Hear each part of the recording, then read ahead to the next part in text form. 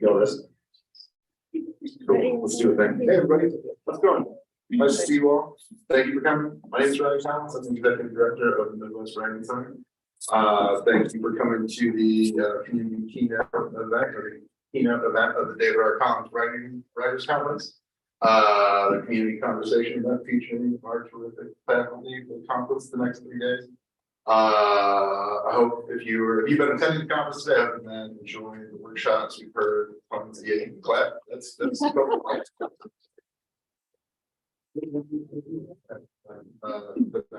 for sure. Well deserved. But yeah, we heard a lot of positive feedback today, and that's always great. And just so I guess we've been getting back to like in-person things more and more and more, that kind of gradual thing. But it is really nice to be in a room with other writers and not distracted by other things and trying to do all the technical things that sometimes we try to do, and sometimes we do them successfully, and sometimes we don't. So yeah, it's been great. It was a great first day, and we really appreciate you. If you're just joining us tonight, welcome. We appreciate you being here very much. Before we get into this, I got a brief intro, and we'll get to our speakers. But a couple of housekeeping things. We have to thank our sponsors. We have to thank our hosts. It is always great to be in this room at the Biggie. I love this room. I was just thinking when I walked in here, it's been way too long since I've seen a movie in here. It's really it doesn't matter what it is, just check it out. You get the opportunity. It's pretty phenomenal. But we want to thank Melissa Moore. We want to thank the Biggie for making this happen and being like terrifically gracious hosts all the time. I don't know how many years we've done this here now, but I hope we can keep coming back. We really appreciate them and all the Biggie staff. Everybody here is so great to work with. So we really appreciate them. We also want to thank Modern Woodmen of America. They've sponsored this conference for 18 years. Yeah, they are. We would not be able to do this without them. So we really appreciate their sponsorship and their long-term support of the Writing Center, but also just writing in the community. We want to thank the Illinois Arts Council Agency. We want to thank Illinois Humanities. We want to thank Augustana College for being terrific hosts for the workshop and opening up their campus to us and being really helpful and terrific. I'm sure that we'll continue up through Saturday when we get the book there. We'll talk a little bit about that later, maybe. We also want to thank Ross Talks for the faculty reading the beat tomorrow night. So if you don't know about that, check that out. 6 o'clock, we'll kind of be chilling. 7 o'clock. Some terrific readings. 8 o'clock, we'll have more terrific readings from conference participants.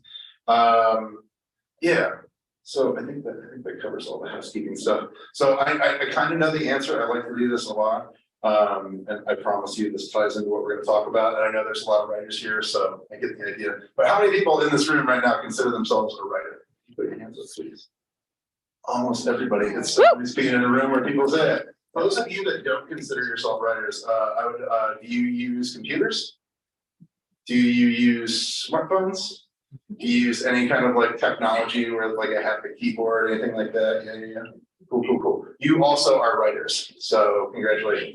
And that's kind of our thing. That's sort of like part of the point of all of this and like kind of the genesis for this event and other events that we're going to have that follow. We believe that everybody is a writer to some degree or another.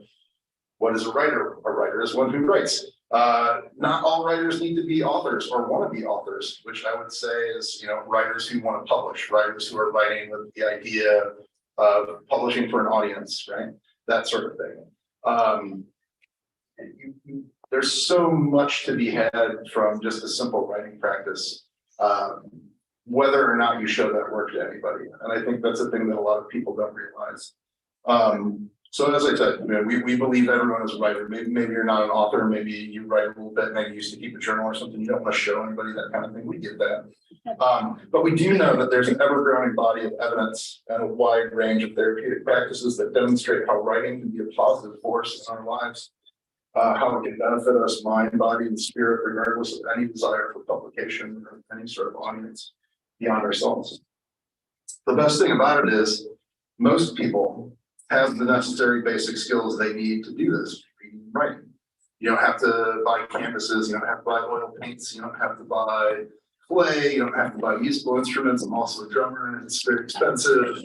I highly recommend it, but it's, it's going to take an investment. And like we've all made that investment. If you can read, you can write, you've already made that investment in your skills. And I think it's because we do most of those things for school or work, and so they become things that we have to do, and we don't think about writing as a tool that can maybe help us be a little more attentive in our lives. We don't think about writing as a tool that can help us manage our anxiety. We don't think about writing as a tool that can help to kind of, calm us down and be a little more attentive, a little more focused, both to the world outside of us and to ourselves, which I think, most of us probably need a little more than we give ourselves, right? And writing can be that space, right? I always think about a journal as like, a garden for your eyes only. If you want to show people what you write in there, that's great. But you've got this space that's private. And how rare is privacy anymore? Like you can have it on your phone or wherever, but like that handwritten space, like that's yours. You carry it with you. If you're not showing it to anybody, you have this maybe seemingly small object of privacy, but it opens up this whole world.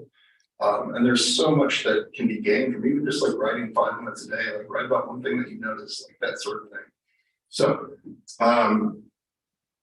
we want to get back to the writing, that allows us to be magical and cast spells and nurture ourselves and each other, so that those things don't grow distant and become a power that we forget that we have, because we have it. You can be right. You can do this. So we intend to change that perception in our community, and we're starting tonight by having these terrific writers talk about, not about publication or craft or award, all the things that you probably expect at a writing conference. And all those things are great and terrific, but also it's worth kind of going back to why we do this in the first place, right? Like, why do we write? What does it do for our lives? What does it do for your lives, I guess? Outside of publication, professional advancement, et cetera, et cetera. What brings you to the page? What keeps you there? What keeps you coming back? I think that matters, and I think those answers are things that probably a lot of people who wouldn't consider themselves authors, or maybe don't even consider themselves writers, experience. So our hope is to encourage more people to find some kind of basic, simple writing practice, or maybe elaborate, right? Whatever suits you, but some kind of writing practice that can benefit you in your daily lives, to help you navigate difficulties, offer yourself a way of attending more to the world and to yourself, as you move through it and within it, and perhaps offer ourselves a way of finding more inspiration in our own language and our lives, rather than passively hoping inspiration will find us. So we're excited for this event. I'm going to do some brief introductions. I'm going to kick it over to y'all. We'll go in order, from the right. Yeah. My partner would be very embarrassed that I don't know their page.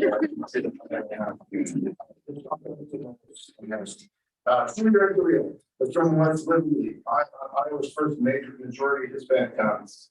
His writing explores the spaces between cultures, excuse me. Their memoir, We Heard It When We Were Young, was released in 2021 from the University of Iowa Press. Keith Westmeister is the author of Mississippi River Museum, and we couldn't have been happy here. He also serves as series editor for Eastover Anthology of Rural Stories, Writers of Color. His fiction and nonfiction appears widely in print and online. He serves as editor of Cutleaf, and he lives in Iowa's Driftless region. Kelly White Van Bali is the author of the novels The Monsters We Make, as Kelly White, and The Good Divide and the Space Between Us, as Kelly Van Bali. She's a recipient of an American Book Award, the Eric Hoffer Book Award, an Independent Publishers Silver Medal for Fiction, 2 State of Iowa Major Artist Grants, and was a finalist for the 2022 All Iowa Reads. She's also a regular contributor to the A&E Network True Crime blog series, and her short stories and essays have appeared in many journals and magazines. Again, Rebecca Wee is professor of English and Creative Writing at Augustana College. She is the author of an award-winning collection of poems, Uncertain Grace, from Copper Canyon Press, and a manuscript entitled Instead. From 2003 to 2005, she served as the second Quad Cities Poet Laureate, and in 2003, then Poet Laureate Billy Collins awarded her a Winter Fellowship in Poetry from the Library of Congress. So what we're going to do is I'm going to kick it over to them. I'm going to each go for about 5 minutes. Yes, give it up now.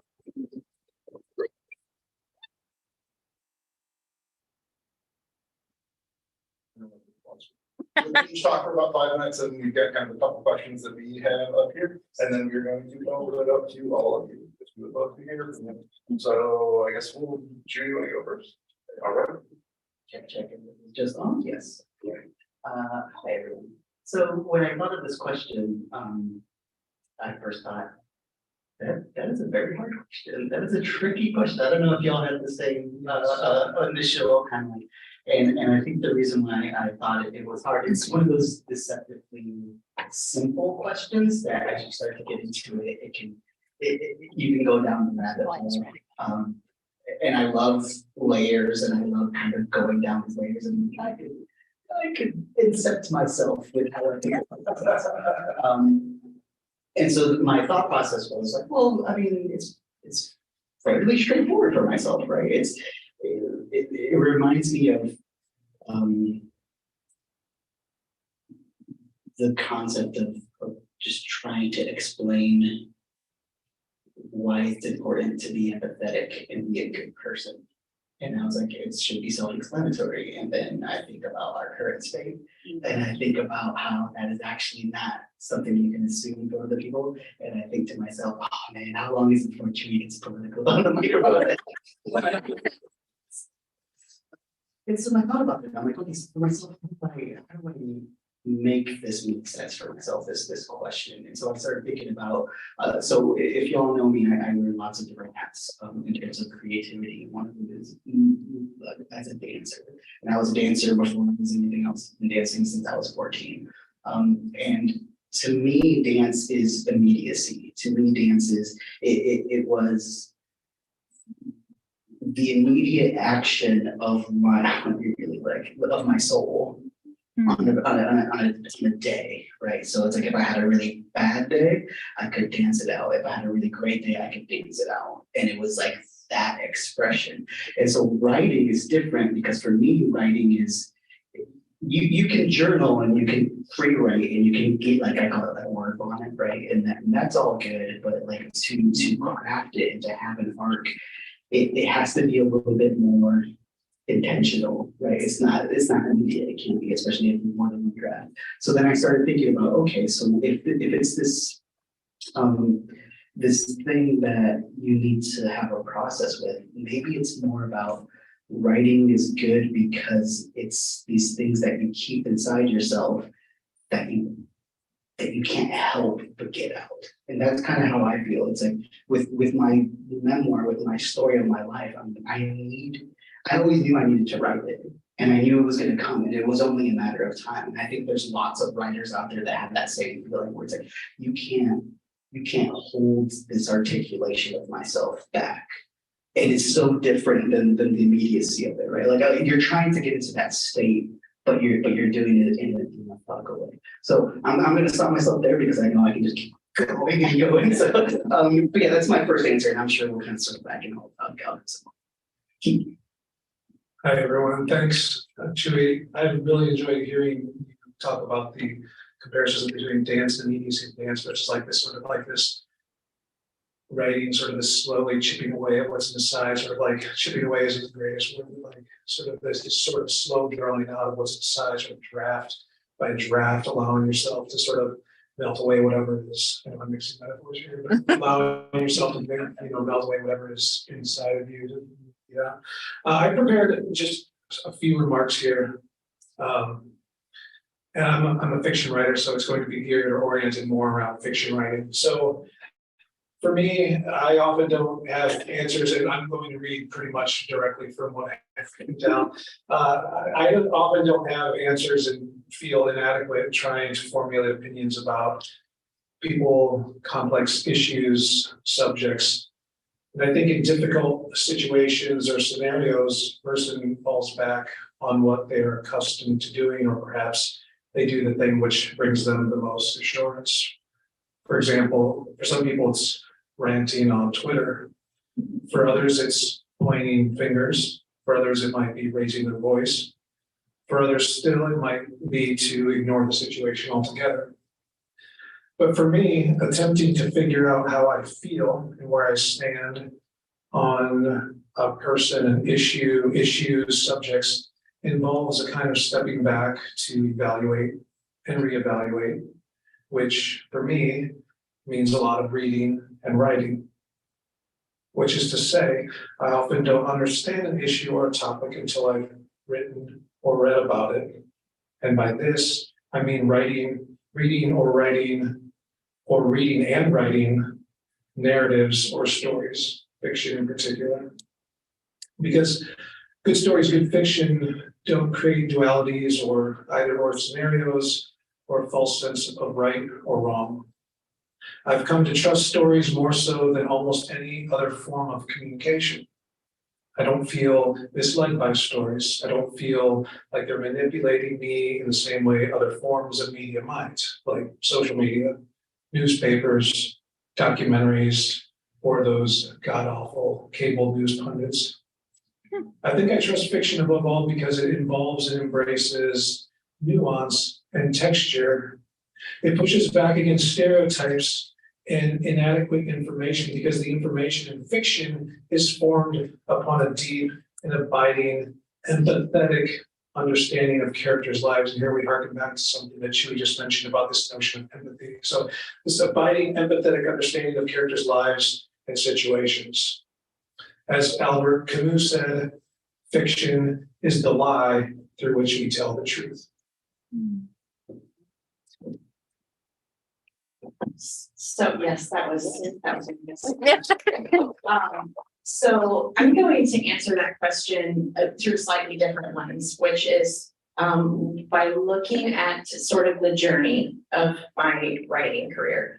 So when I started writing almost 25 years ago now, I was young, I was a new parent, and writing was very much sort of a compulsion, which I'm sure a lot of young writers here understand. I couldn't really explain why I did it. I just felt the compulsion to tell stories, and I had, and my stories were based on my imagination, and they felt very personal to me. And maybe I was sorting out different questions about life or things I saw around me through my storytelling.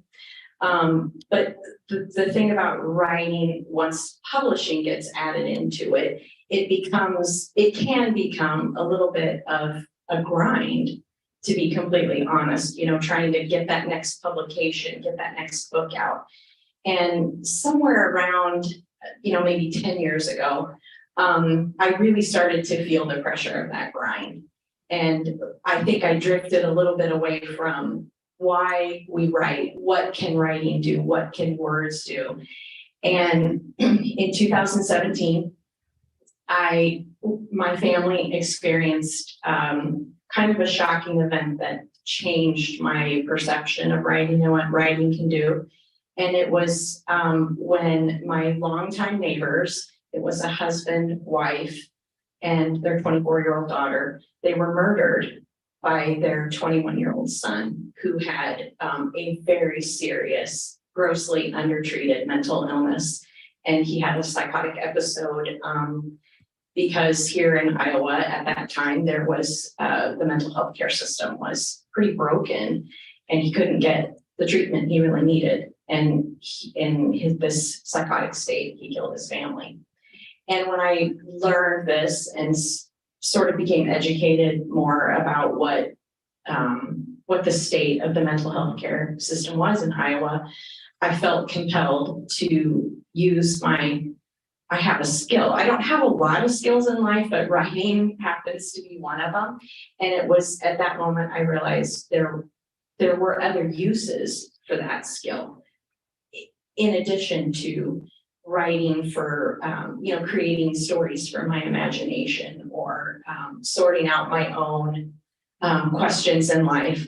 And I think now writing why I write feels twofold. It is that old compulsion, that old need to tell stories, to create, to make art and express things for myself, but also in the last 5 years, I understand that words can be a form of action to help then produce change. And that experience really refueled why I write, and gave it a new re-energized purpose. Yeah. All right, let's see, everyone has said, I'm over here nodding. I was one of those kids that wrote in a locked journal, and years later you look back and go, there's nothing in there to lock away. At the time, it felt big, and I think I always wrote for myself to try to figure things out when I was hurt, when I was angry, when I was lonely. And I didn't aspire to be a published writer or even to, be a writer with a capital W. But when I went to college, I read a book called The Country Between Us by the poet Carolyn Forshey, who's a political poet, I guess. She had traveled to El Salvador when there was a lot of upheaval there, and realized that as an American, she didn't really know what was going on, and got very involved, came back to the United States and published this book, and got a lot of flack for being a white girl from Detroit writing about another place and a war and what right did she have. And I don't think I knew very much about her subject matter when I read that book in school. But years later, I had one of those Rilkean moments of you must change your life. I was working for a publishing company, good job, nice money, learned a lot. But I had this flash of I could be here for the rest of my life. So I went home and thought, if I could be anybody, do anything, what would I like to do? And I hadn't thought about Forshay's writing for 5 years, but I thought, I'm gonna write like that. I want to write poetry that is both beautiful but challenging and trying to open people's eyes to something. So I just applied to a creative writing program where she taught. I didn't apply anywhere else. I didn't really know anything about the MFA degree. I just wanted to sit in a room and hear this person talk about poetry. And it was my great good fortune that she became a friend. I was her assistant in my years of graduate school, worked with her on an anthology called Against Forgetting, that is 20th century poetry written, starts with the Armenian genocide and ends with Tiananmen Square, writing pretty intense and difficult and hard, but I started to just feel like this matters, this means something. When I came to Augustana, it was just to teach for a year. I was filling in for someone on sabbatical, and here I am 30 years later. We have a creative writing program now, which has really been exciting. And I feel like in a way I've sort of come around again to that initial concern about poetry that could maybe change people's minds or make a difference. Because Augustana has just started a program called Augustana Prison Education Project, where we are trying to get our students college degrees when they get out of our local prison. So I taught for the first time, it's only 2 years old now, but in the fall, never been in a prison. I don't know, those men and that couple of hours several times a week has just, whenever I thought about retiring, my husband said, I haven't heard you this excited about teaching in a long time. And it's because you can see in their faces and in their, how much it mattered to be able to articulate their experience and to do it together in a room. And so when I think about why is writing important, I'm going to just read a couple lines. It's a long poem, but this is a book that my students put together, and one of them did the art that's on the cover. And I asked permission because they don't get a chance to read in front of an audience. So I asked if it was okay if I did it, and they were very happy to have someone. And it's a beautiful project, but this one, he titled it Love for Writing. And I'll leave But I should say, these guys did not consider themselves poets, really hadn't read much poetry, didn't, most of them think they could do it, and they blew themselves away. They really, they were cheering for each other by the end of the semester.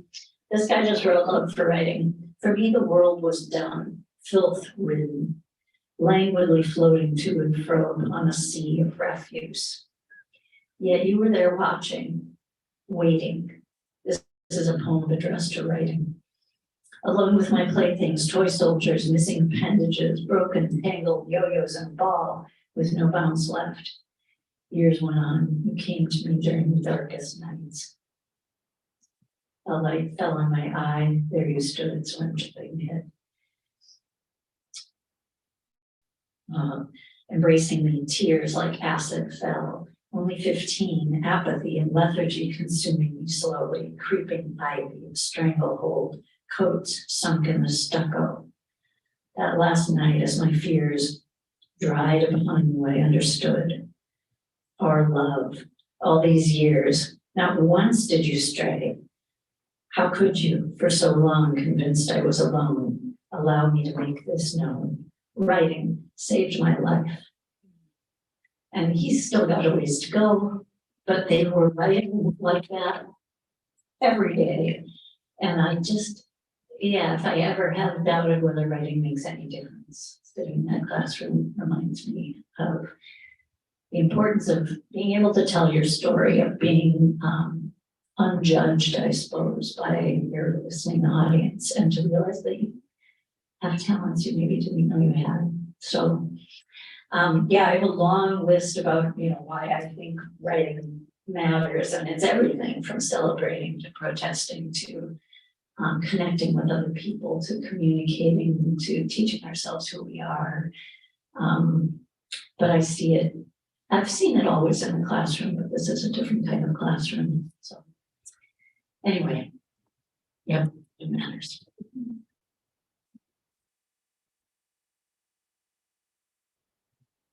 Is that right? Yeah, it is, okay. Yeah, the first question I had actually, and like Rebecca, this is maybe a good segue because you kind of just spoke to it, but like, when all of you started writing, for whatever reason, like, what was there something that was like catalytic in terms of like, hey, this is this thing that I like to do? Like, was there a teacher or like a mentor or someone that encouraged you, or maybe like a book or like, I don't know, a happening, a life experience that was like, took this thing from like this thing that you're sort of like curious about, and like, oh, like maybe I've got something here to like, whoa, this is like inside, like I've got to sort of pursue this. That was the first thing, was it like that sort of yes. I always liked writing. My parents were teachers, so our house was full of books, and I just grabbed things off the shelves. But I don't think I really resonated with poetry until I started reading women who were maybe only 10 years older than I was. There was something different, it was more immediate, it was more familiar.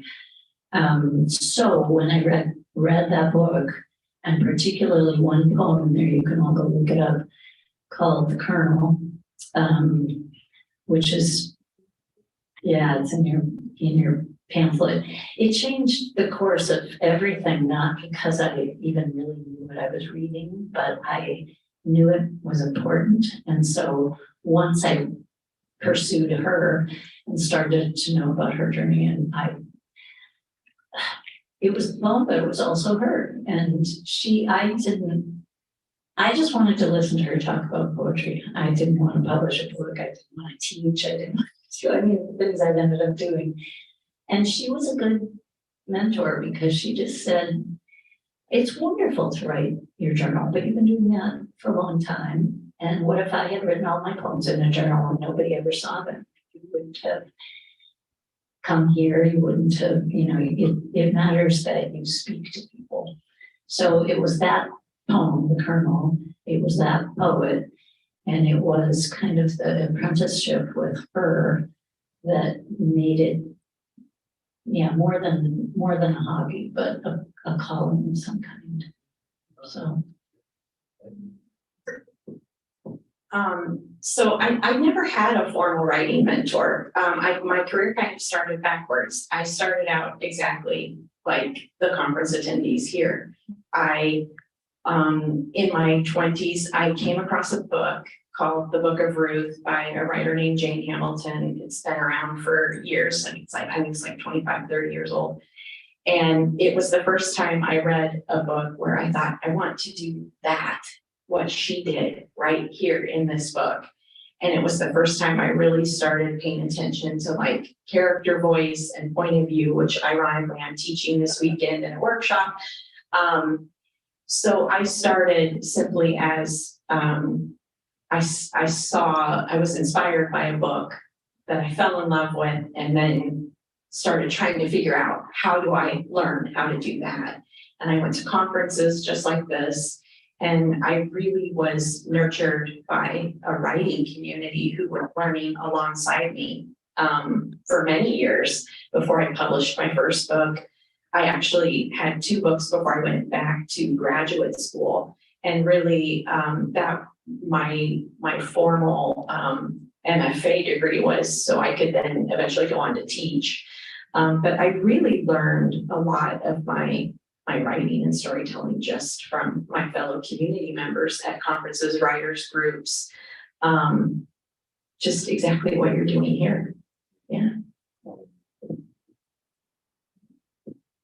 I started writing much like, am I on here? Yeah. Much like Callie, I started writing in my 20s, late 20s. And I was very interested in what Ryan had mentioned earlier, just writing, journaling, sort of recording family stories. I had no interest in publishing. And I come from a family, very colorful family, where there was this very large family of uncles. My dad comes from a family of 8 kids. Mom and dad, 1 girl, 7 boys. It's a very violent family, a lot of substance abuse. And my uncle had gotten recruited into a cult at one point, and then he was diagnosed with paranoia, schizophrenia, and depression. And so my uncle was sort of at the center of this nonfiction piece that I was, all these family stories that I was recording. My uncle was sort of the center of that. And all of these other stories sort of about his relationship with the other uncles. So I started to do that, and it was fun. It was cool. I liked it. It was a good way to sort of it was a good excuse to talk with my family members, to interview them, and we developed good relationships through that process. And then, for whatever reason, I decided to audit a class at Luther College, which was where I was working at the time. I audited a creative writing course, fiction and poetry. And much like what's already been said, I was moved to fiction writing through reading someone else's work. So I've been trying to think of this quote for the last 10 minutes. And I think Henry James said it, but somebody can correct me on this. A writer is a reader moved to emulation. And that's essentially what happened to me. Tate's over there like, yeah, I recognize, I go, is that Henry James? I don't know, but it sounds like Henry James. But anyway, so I'm in this class, and I hadn't written in fiction. I hadn't really read much short fiction, but I read this one story. It's called White Angel by Michael Cunningham. It's actually the first chapter in a novel, and I don't even know what the novel is called. I read that story. First time I read that story, I got towards the end of the story, and I was seized, my throat was seized. I couldn't, it was just burning, and I just welled up, and just unexpectedly. And I hadn't been moved like that. I hadn't felt anything like that in really any part of my adult life. And at that moment, I thought, this is exactly what I want to do. I want to write short fiction. And so I moved from writing nonfiction and into writing fiction. And it was because of that story. After I read that story, White Angel by Michael Cunningham, I'm going to go get that book. I'm going to read the rest of that book. This is the most amazing thing I've ever read. And a couple weeks passed, and I decided not to, because the standalone piece, as it was just so beautiful. I didn't want that experience to be tainted by what would come after what is essentially the first chapter of that novel. So that's kind of how I got into fiction writing.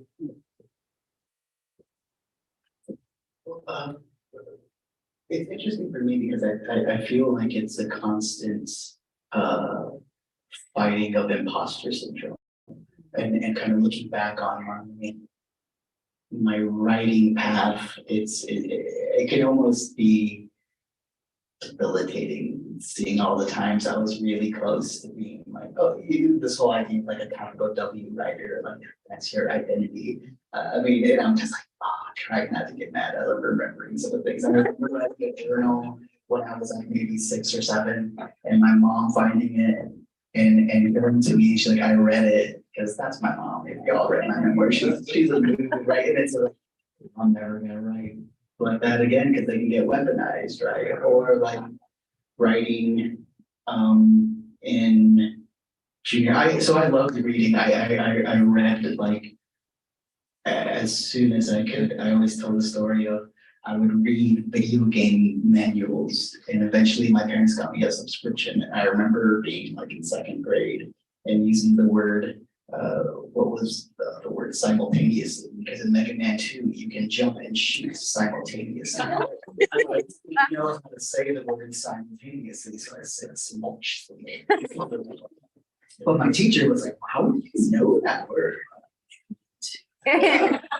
So I would read like just anything I could, and my parents, to their credit, for all their faults, they also saw that I could like be. It turns out I have ADHD, and I had undiagnosed ADHD all throughout my life, because that's how ADHD works. You don't get it if you have it. You've had it your whole life. So it's really interesting to see this part of myself, and I think a lot of it just becomes confidence, or the ability to realize that you have a platform to tell a story.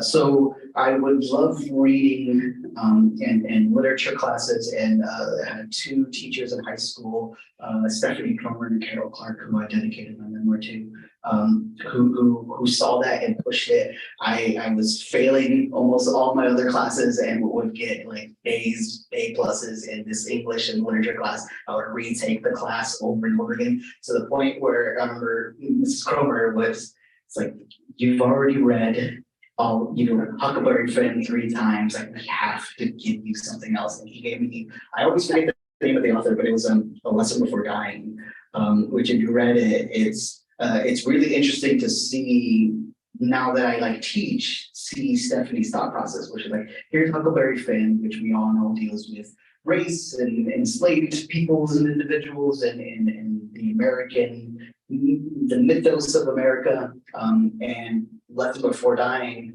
the elevator pitch for it is it's about a Black teacher in the South who is tasked with, there's another Black individual who is tried for murder, and the teacher is going to try to teach him his humanity before he dies. And it was that moment, Ryan, because I saw in that book, I'm like, because the teacher, it's complicated, right? Because he's like, I'm educated, and I don't even know if this person did it or not. And there's all these layers. And not to say that Huckleberry Finn, I think Huckleberry Finn is very much, it deserves the recognition it has in the literary the annals of our literary history.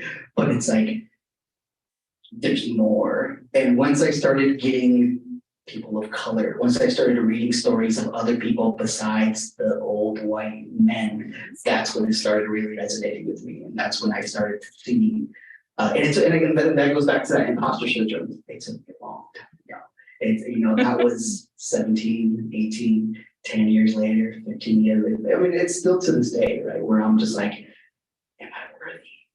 Am I worthy to tell the story? Now you get into, I'm sure you all know, like you get into, you publish your first one and you're like, sophomore slump, is it gonna be good? And you just kind of have to keep on having those moments.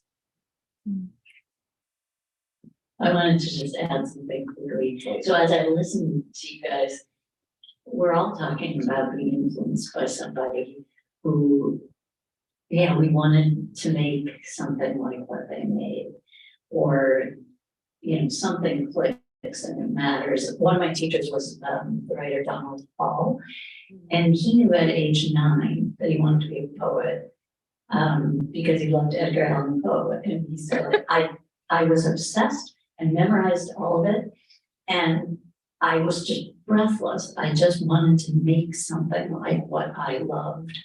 Was his phrase, and I thought, yeah, that's what everybody's talking about, you know, whenever that happens. And it can happen at any point, you know.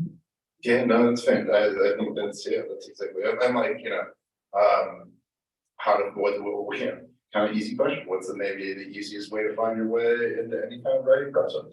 Read more. And like, you know, all the thousand other things that like, that's good for it, but yeah, no, that's good. Thank you, Paul. I've got other stuff, but who cares about that? Do people here have questions? Are there people, Mike, if you want to say it loud and I'll try to like, restate for the people. Good thing I don't have good indoor voice. How does writing change your lives? I wouldn't have been a teacher. I wouldn't have published poetry. I'm not essentially set on publishing. I'm very lazy about sending work out. Maybe it's imposter syndrome. Maybe it's just, I don't know. I had kids. I always wrote at night until I had kids, and then I was tired all the time. But it changed my life entirely. I wouldn't be here. I wouldn't have become a teacher. I probably wouldn't have taught in prison. You know, and again, it was my mentor saying, why wouldn't you? You know, of course you should write a book. You know, the first time I taught was because she had an undergraduate class and she was traveling and just said, I need you to go in and teach. And I just thought, no, I can't. I can't.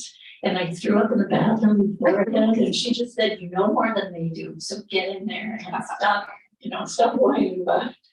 And by the time I walked out of the class, I thought, oh, this is fantastic. No wonder, no what, you know, it was, but yeah, without somebody kicking me in the butt and saying, go do it, I need help today, you know, so yeah, it changed everything.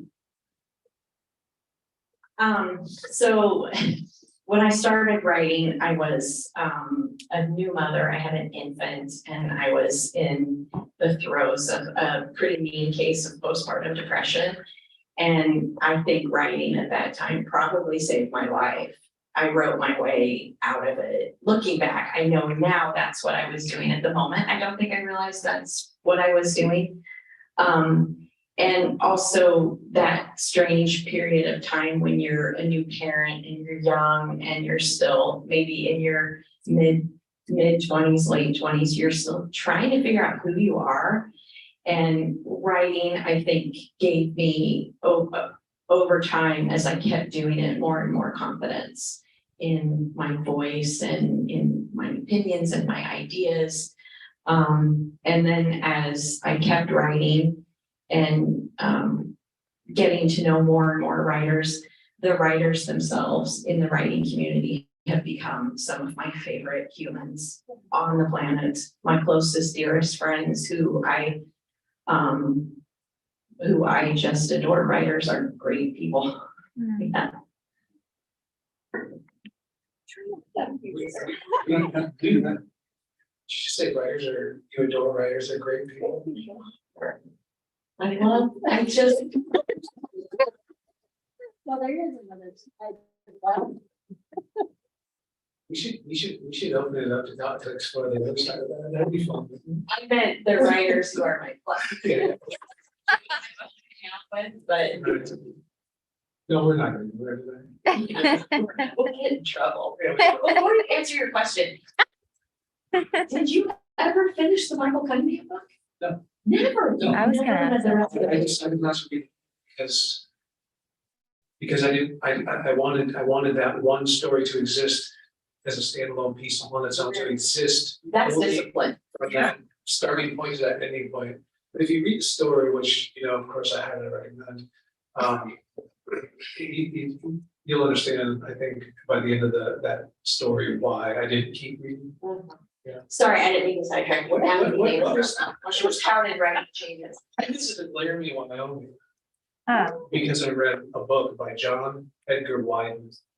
I read a novel by him called Philadelphia Fire. I read it maybe 10, 15 years ago. I was traveling out to Fort Collins, and the last minute, I veered off the interstate. My wife was with me. We were going to go visit some friends in Fort Collins. I just decided not to tell her, and I told them of that northern route. We were gonna go up to Laramie. She said, where are we going? And I said, I read a book by John Edgar Wyden. Philadelphia Fire, so I want to go visit Laramie, Wyoming. And the reason I wanted to visit Laramie, Wyoming is because John Edgar Wyden is a phenomenal writer. And I wanted to see what he saw and walk the same streets he walked and visit the same stores he visited and look through the same bookshelves he might have thumbed through, which I did. It was an upstairs bookshop. I still remember the book I bought there. I was just kind of starting out as a writer at the time too. I bought Strunk and White. Why not?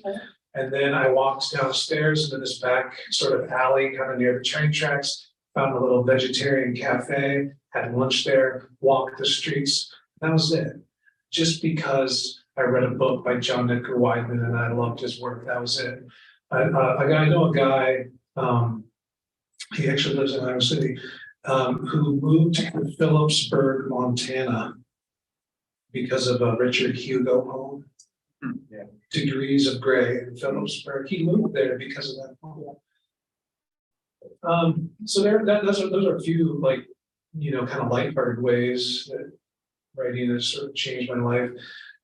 On a more serious note, a friend of mine answered this question once, and I'll never forget it. And I always use his answer because I feel the same way. And somebody asked him about writing and why do you write? And he said, because we only have so much time here, and it's a worthy way to spend my time. That was it. And I agree.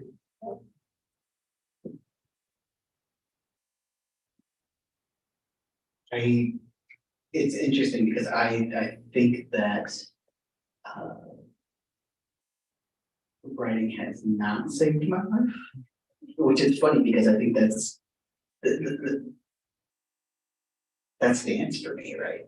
I think I've written about that, how I really think that things have saved my life. I did like lots of trauma in my family, addiction.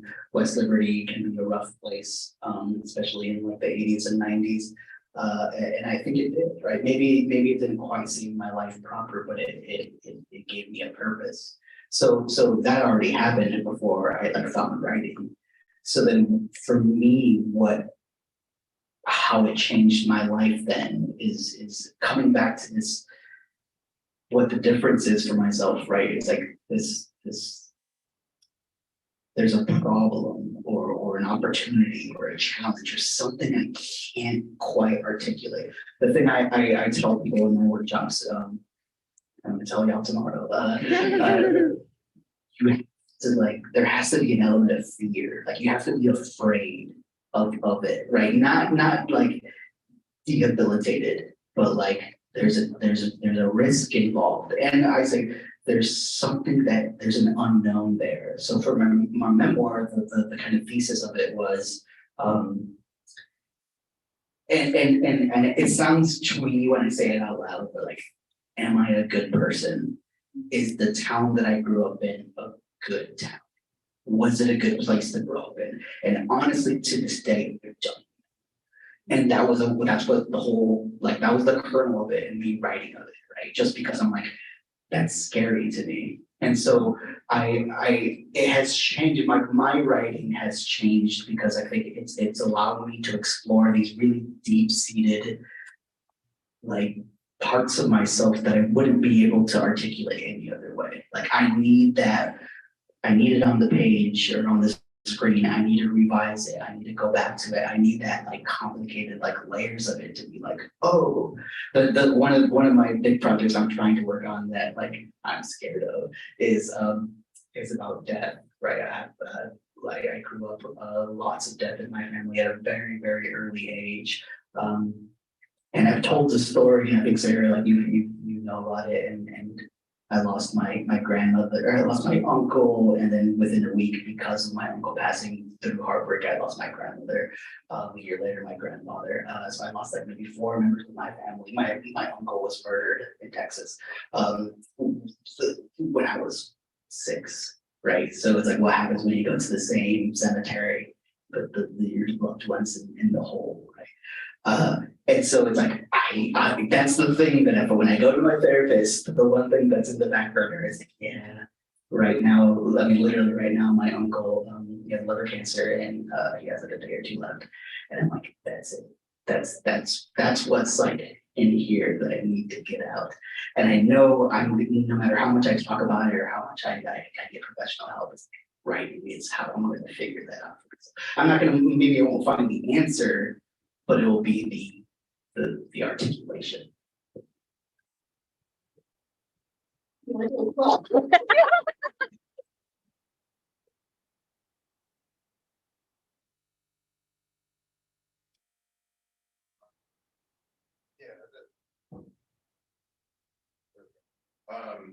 Like someone mentioned like the writing is thinking like early on, right? Like I feel like that's the thing that keeps like about what you said about like, you know, it's not about the answer necessarily, but like the articulation, sort of like the working through. I think like that's that core thing that like is available to all of us, right? Like it's a tool for thinking whether or not that those thoughts are made available to others.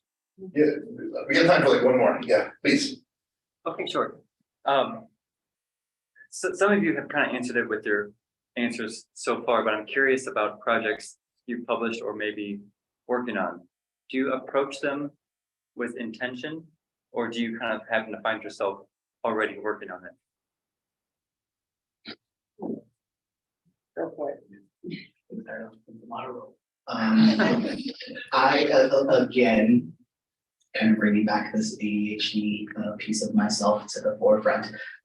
So for a lot of folks with ADHD, people think it's the inability to focus when it's not. It doesn't have to be that, right? It can be. It's like dysregulation of focus. Like you can talk to anybody who has ADHD. Like you can hyper focus. And it can be really good for writing, right? Like the whole like romanticized Jack Kerouac, get the sheet of paper and tape it all together. It's like, I don't even need to have drugs to do that, right? Like I can just do that, like my brain goes.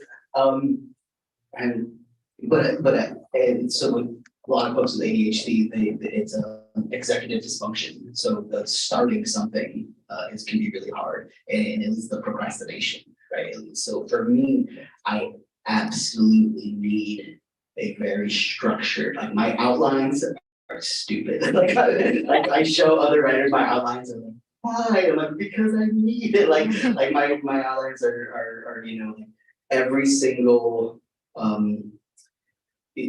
story is broken down into 12 parts, 3 parts for the intro, 3 parts for the middle, and then the climax. Like it's very almost I don't want to say mathematical, but it's like David Lynch talks a lot about like being like in the routine, the regulated, like you have this really easy pattern to follow so that you can explore it within the craft. And that's something that I really do. So yeah, I'm very much like I have the outline, I have like the characters, I have the motivations, and then when I'm in the process of it, then I can kind of let that all go too, though. But I really do need that before.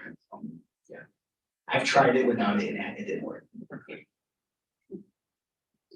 So the question was about your process as a writer or the previous projects? Yeah. Oh, how deliberate, okay. Yeah. So with short stories, it's interesting, I don't have, they're so contained, like I think it was Ethan Kane who said, like, a short story starts to shut down the second it starts. And that feels like, I can really feel that when I'm in a short story. But I'm working on a longer project, I'm working on a novel. And with that, I'm working toward an event. I know what I'm writing toward. It might not be the end of the book, but I know what I'm writing toward. I'm not there quite yet. And once I figured out what I was writing toward, it really helped to propel the story along. But back to the short fiction thing, a friend of mine knows how each of his stories start and how each of his stories ends. And it's his job as a writer to connect those two dots. I don't know many short fiction writers who do it that way, but he's one of them. So, it's a very much, an individual thing, I think. When I first started writing, I would write like, okay, well, let me just do a quick show and tell. So I read to you earlier, this one little paragraph right there, okay? So I have that, but then I have this back of this, and then I have this sheet here and this sheet here, so I very much overwrote. I wasn't going to read all of this, but it was part of the process of me getting to that one little paragraph that I wanted to read to you. Yeah. When I first started writing, that's how I did all of my short stories. I would write 10,000 words and whittle it down to like 4 or 5. And then for whatever reason, my process changed completely. And I started my stories were like skeletal versions of themselves. They're like glorified outlines. So if I wrote a short story, it'd be like, if it was gonna be a 5,000 word short story, it would be like a 2,000 or 2,500 word sort of sketch to begin with. That would be the rough draft. I would just sit down and finish it. From start to finish in one sitting. It's kind of like this, the ADHD thing, it's like, that could be a gift, in that sense. The focus is intense when it happens, when you can conjure it. And so I guess what I'm saying is it depends on the project. It changes for every project, and it's even changed for whatever project, over the course of years. The process for me has changed a little bit. So I don't know if I answered any of what you were asking, but I hope I kicked around a little bit. Very For me, it depends on the genre. So in nonfiction, I find that I always start with an intention, typically because nonfiction has kind of stricter parameters based on what maybe what it is you're writing about, if it's a personal essay or maybe a memoir or whatever. Short stories to me feel like a giant playground. They're kind of like they're the Wild West of writing, in my opinion. You can play around so much more with short stories. So I almost never have an intention or purpose when I start writing a short story, because I'm just kind of letting it see where it goes, because it's not like it's 20 pages or 15 pages. It's not 300 pages that if you get 200 pages in and you're like, I just completely drove this off in the ditch, you've now wasted 200 pages in like 2 years of your life. So then with novels, I do think I try to start with a clearer idea, maybe a somewhat of an intention, just simply because it's easier to stay focused than throughout the course of 300 plus pages and over the course of, however long it takes to write one. For me, it can be 3 years, 4 years sometimes. And the other weird thing that happens once you start publishing is especially with novels, your novels sometimes get picked up by an agent or an editor who kind of has a niche, right? So like my last 2 books have been crime fiction. So that's sort of that's my lane for novels right now.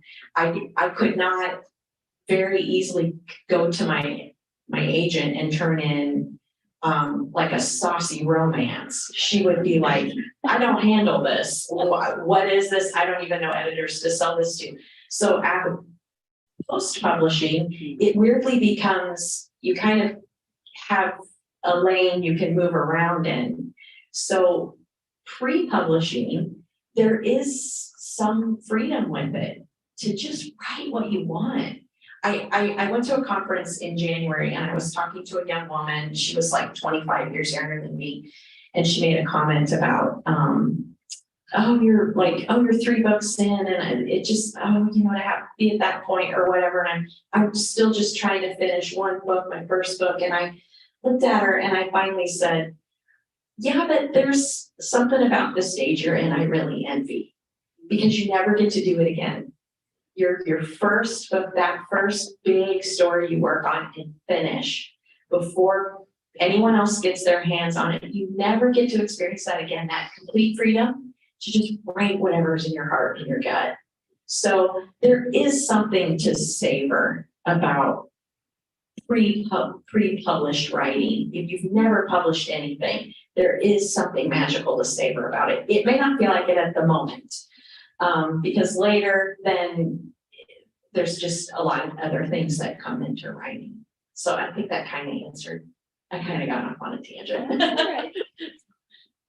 I'm the complete opposite of everything maybe just described, and that might be, like you say, the genre because it's poetry, and my worst poems are where I have a plan. You know, I'm outraged by homelessness. I will write about it. You know, they are the worst preachy because I sort of know what I'm going to say before I even get there, and I start with a word, an image, a mood, something I read, and I just go. I do a lot of editing later, but I trust the unknowing, I guess, to take me somewhere. And they're very different processes. The one where you just sit down and get something on the page, and then when you come back to it and try not to ruin it by being too analytical and too, you know, I've made things worse by editing the life out of them kind of, but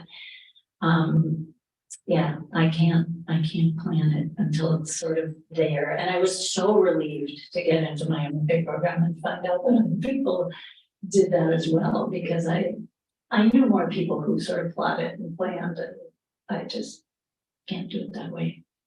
So I should also add real quickly too, that is something you said reminded me of, like the images, I think is a really big piece of it for myself too. Like I love, and I always talk about Linda Berry, and how she's always, her whole MO is extrapolating like images and writing and dance and art and any type of creative thing is getting images from your brain onto and trying to connect and like kind of mind meld to those images to somebody else. So it's like very similar where I have this really kind of articulated outline, but I also know I have these images, and Keith, something you said where it's like, you know what the ending is, you're gonna go there. That might not be the ending, but you know that's the point. But to me, that feels like the images in my head that I'm like, this is the scene, or I call it a lot of times I'll say like it's the button or the gut punch, right? It's something that I'm leading up to that can really manifest in this like visual medium for myself. Thank you. Yeah, that was awesome. I wish we could keep doing this for longer, but we probably have to go. I'm sorry for those of you who have questions. If you're at the conference and you have questions, then like work this. Reach out to somebody, or come to the reading tomorrow at Rostock. There'll be a social with you, chill and kind of selling books and stuff. Maybe we reach out to somebody. As Kelly said, writers are a lot of writers anyway. Pretty fantastic people. Let's put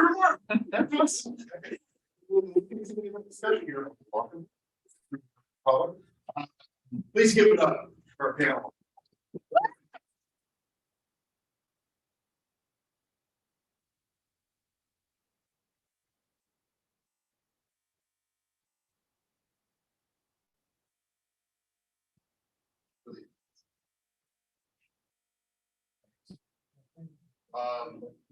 Yeah. So come to Ross Sox tomorrow, hear them read, hear some of these people read, and then on Saturday we will be at Augustana Book Fair. It's free and open to the public. A lot of these people will be selling books. We'll be selling their books. We'll be selling our books. It will be very cool. It's going to be hot as blazes apparently. So come into the nice, icy cold air conditioning of Augustana College because it is real. So come chill out, be cool, literally and figuratively, buy some books. And then the next community conversation event we're going to have is on July 27th. We'll be at the Rock Island Public Library featuring essayist nonfiction writer Ben Miller, who hails from the Quad Cities, who was our keynote speaker a few years ago, and his wife Ann Pearson, Weiss. Yes, there we go. These are really fantastic poets, so they're gonna be kind of like continuing the conversation. And we're gonna continue to have events like this throughout the year and hopefully on the next year and the next. Thank you all so much for coming. Have a good night.